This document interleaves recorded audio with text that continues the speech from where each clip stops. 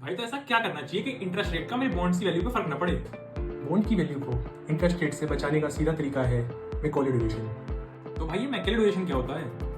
इसका मतलब ये है, अगर इन्वेस्टर बॉन्ड को मैकॉले ड्यूरेशन तक होल्ड करता है तो इंटरेस्ट रेट बढ़ने या घटने से जो भी बॉन्ड की वैल्यू में चेंज होता है वो कूपन री इन्वेस्टमेंट से बैलेंस हो जाता है। तो भाई कैलकुलेट कैसे करते हैं मैकले ड्यूरेशन को? तो भाई ये हम एक एग्जांपल से समझते हैं। सपोज हम पे 5% एनुअल कूपन पेइंग बॉन्ड है और इसकी मैच्योरिटी 4 ईयर्स है और इसकी फेस वैल्यू है 1000।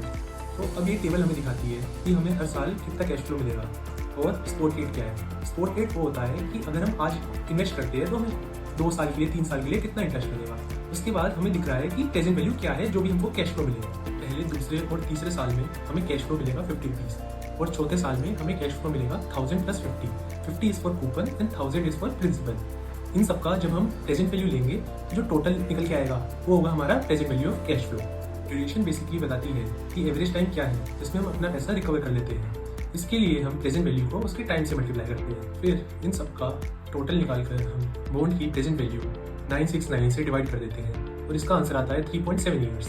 पर इसके लिए हमें कुछ कंडीशन भी फॉलो करनी पड़ेगी। पहली कंडीशन ये है कि जो भी कैश फ्लोज है वो हम वाइट एंड पे री इन्वेस्ट करें। सेकंड कंडीशन ये है कि जो भी कैश फ्लो है वो फिक्स रहे, जीरो कूपन बॉन्ड पे ये वर्क नहीं करेगा।